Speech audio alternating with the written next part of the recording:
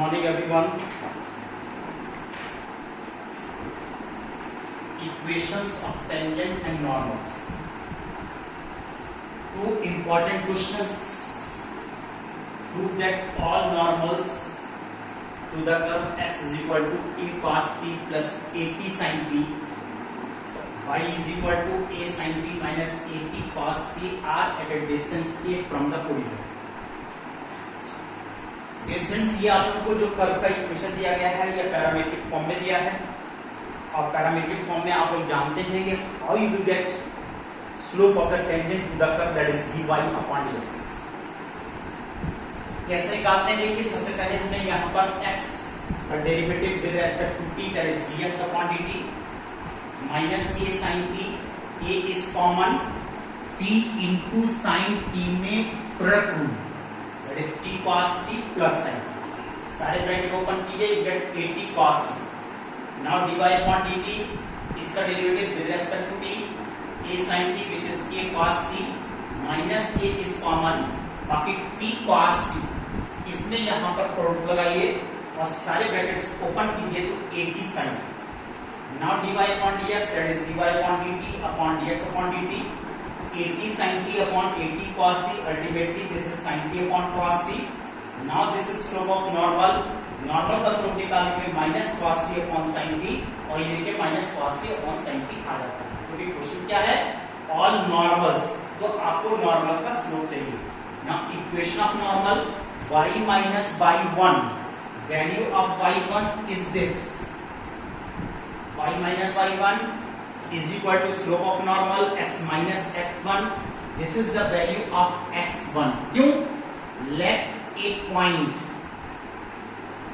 p x1 y1 on the curve, अगर आप लेते हो तो ये पॉइंट कर्व के इक्वेशन को सेटिस्फाई करते हैं, तो एक्चुअली ये पॉइंट x1 हो जाता है और ये पॉइंट y1 हो जाता है, जो कि मैंने यहाँ पर इक्वेशन में यूज किया है। Now cross multiplication bye sin t, bracket open करते जाइए और sin t से मल्टीप्लाई करते जाइए, minus a sin square t minus minus plus at cos t sin t। यहाँ माइनस cos t से ब्रैकेट ओपन करना है, minus x cos t minus minus plus, सारे टर्म्स पॉजिटिव हो गए, a cos स्क्वायर t और इसकी at sin t में multiplication at sin t cos t। दो टर्म यहाँ पर कैंसिल हो रहे हैं, इनको कैंसिल कीजिए। नाउ x cos t, इधर से x cos t को मैंने LHS में ट्रांसपोज किया है जैसे y sin t, और यहाँ से a sin स्क्वायर t को RHS में ट्रांसपोज किया है।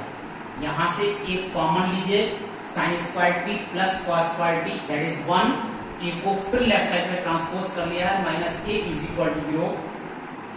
Ultimately this is the equation of normal, और ये देखिए आपके पास नॉर्मल का इक्वेशन आ गया। अब हमसे कहा गया कि r at a distance a from the origin, इस नॉर्मल पर ओरिजिन से परपेंडिकुलर डिस्टेंस a है, ये हमको शो करके दिखाइए। तो डियर स्टूडेंट्स, क्लास 11th में perpendicular distance from A point, ये टॉपिक आपने स्टडी किया है, इसका देखिए हमको यूज करना पड़ेगा। Perpendicular distance from p x1 y1 to the line ax plus by plus c is equal to 0, और ये परपेंडिकुलर डिस्टेंस है that is x1 plus by1 plus c upon square root of a square plus b square, this is the perpendicular distance।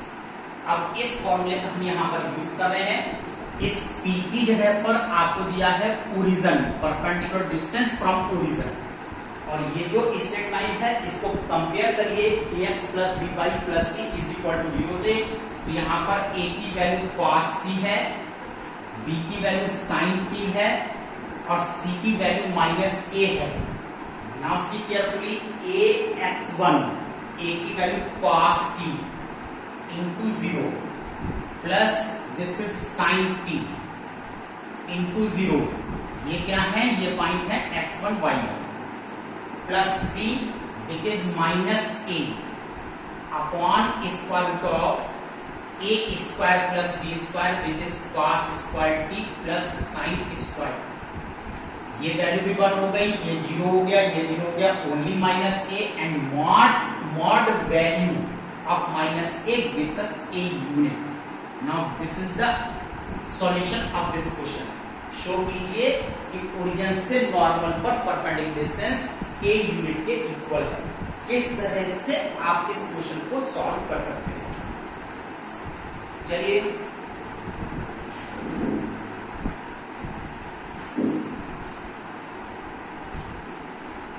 see one more question.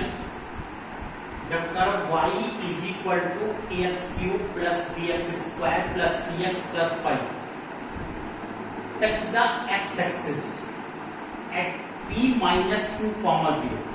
देखिए curve है, जैसे y is equal to fx, this is the curve. ये इस x-axis को touch कर रहा है -2 0 पर and cuts y-axis at the point q, और ये कर्व y एक्सिस को Q पॉइंट पर कट कर रहा है, where its gradient, grade means slope is 3, जहां पर इसका स्लोप 3 है। Find the equation of the curve. तो डियर स्टूडेंट देखिए, इस कर्व से सबसे पहले हमने स्लोप निकाला है dy/dx, इसको डिफरेंशिएट कीजिए 3ax² plus bx plus c dy/dx at point p point है -2 0, इसमें यहां पर x टू -2 पुट की गई है, that is 12a - 4b plus c, और ये वैल्यू यहां पर 0 हमने क्यों यूज की है? क्योंकि जब ये कर्व है x एक्सिस को इस पॉइंट पर टच कर रहा है, तो इस पॉइंट पर draw the tangent coincide to x axis, ये x एक्सिस को कोइंसाइड करती है और x एक्सिस का स्लोप यहां पर 0 है। तो दिस इक्वेशन नंबर 1।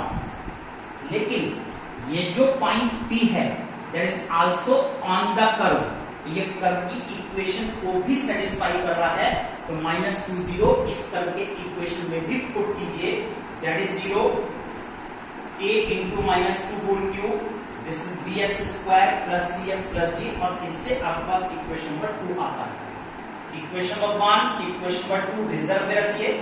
अब दूसरी कंडीशन देखिए कि at the point Q where its gradient is 3, it intersects y-axis at point Q where gradient, किसका gradient? इस पॉइंट पर भी टेंजेंट ड्रॉ है, इस पर भी टेंजेंट ड्रॉ है, और इस टेंजेंट का ग्रेडियंट 3 है। तो हमने क्या किया है कि आपने इसका ग्रेडियंट dy/dx निकाल रखा है, लेकिन ये ग्रेडियंट हमें चाहिए Q पॉइंट पर, और जब Q पॉइंट पर चाहिए तो ये y-axis पर है, therefore always x is equal to 0। तो इस ग्रेडियंट dy/dx में इसमें x की वैल्यू 0 पुट कर दीजिए, और देखिए 0 पुट किया है 3 into 0 plus 2b into 0 plus c। अब ये ग्रेडियंट स्लोप दैट इज 3, ये 3 है, तो इसकी वैल्यू हमने 3 यूज कर ली है, तो यहां पर third equation c is equal to 3 आ गया। Now solve equation 1 2 3। अब केवल आपको ये 3 इक्वेशन सॉल्व करने हैं to find the values of a b c। कैसे सॉल्व करना है? इक्वेशन नंबर 1 देखिए, यहां पर इसके equation 12a - 4b plus c, equation number 1 था -12a - 4b plus c is equal to 0। This is equation number 1। अब इस c की वैल्यू 3 इन 2 इक्वेशंस में आप पुट कर दो।